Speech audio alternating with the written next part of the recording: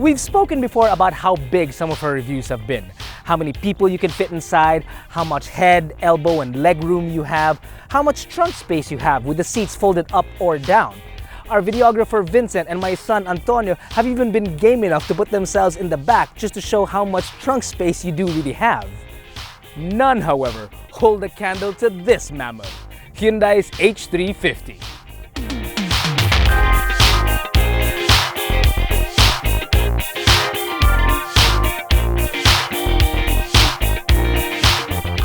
Now, to help impart just exactly how big Manny the Mammoth's little brother is over here, here are some quick facts, things you should know just before setting off. Number 1, its width from side mirror to side mirror is just shy of 8 feet. Let that sink in for a moment, but don't dwell on it too long, because the total height of the vehicle, including the air conditioning unit in the back, is 9 feet 4.5 inches high, which is almost the height of a standard basketball ring.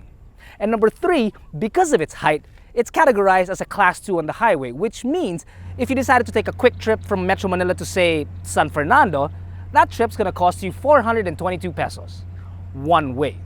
But hey, since the gross vehicle weight is only 4,100 kilograms, it means that you don't need an extra restriction on your Philippines driver's license to be able to take this around. Hey, a win's a win.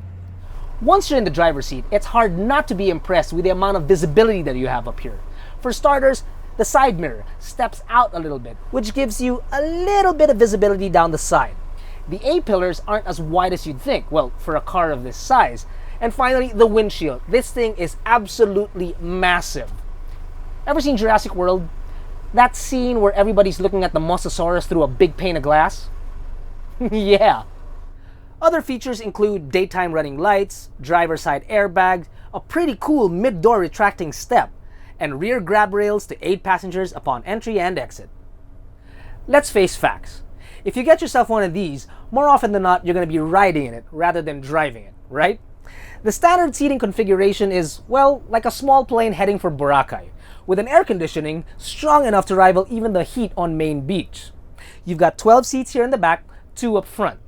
You've got window seats, you've got aisle seats, you've got seats that can even recline that much, yet still have enough room for the passenger in the back to be extremely comfortable.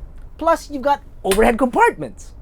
And talking about the interior space, that ceiling is 6 feet 4 inches high, which means that even the PBA's pundit Dominic Uy could stand straight up in this cabin and not have to bend his head. And that's a pretty big dude. Last but not least, rear doors that open wide enough that you could just about squeeze a Hyundai Eon through.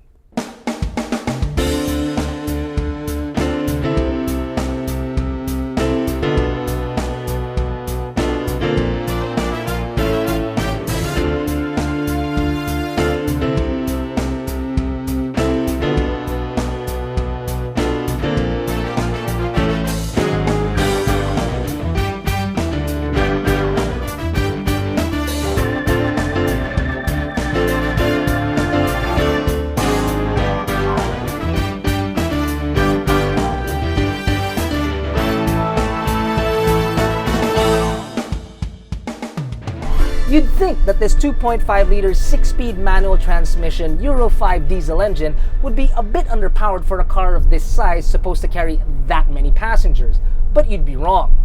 See, I actually put 6 passengers in here and loaded the cargo with enough weight to compensate for those missing passengers. Now granted, it's not as if I went to Baguio or anything like that, but when I did go around, I didn't feel like I was left wanting for more power. It's pretty good.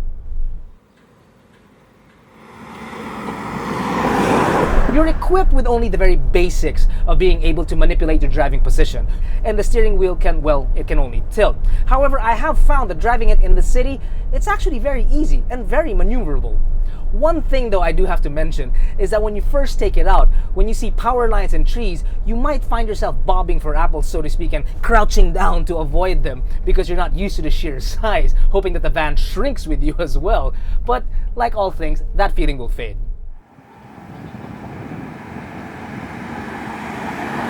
The antenna and horn are forgivable, but they are a bit on the tiny side.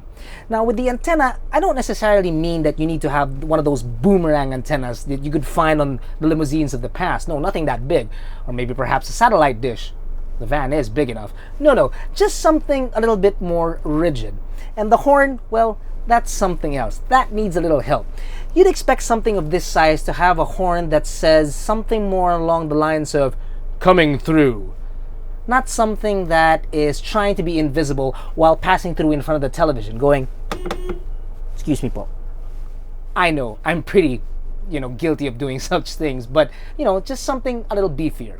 Kidding aside, however, it sadly is not equipped with a rear camera, and that in a car this big should be a standard.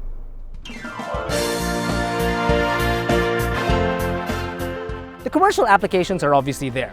Used as a delivery vehicle in Europe, why then as a passenger vehicle in the Philippines? Two possible answers. Number one, family. As Filipinos, we're known to have our families grow bigger and bigger. If not our immediate family, then you must admit that our extended family grows exponentially. The second might be traffic. Last year alone, Metro Manila lost 3 billion pesos in traffic on a daily basis. That's billion with a B. Converting this to a mobile office could possibly save you an unnumbered amount of time, energy, and money. At 2,728,000 Philippine pesos, the H350 gives the buying public an option. And options are always good.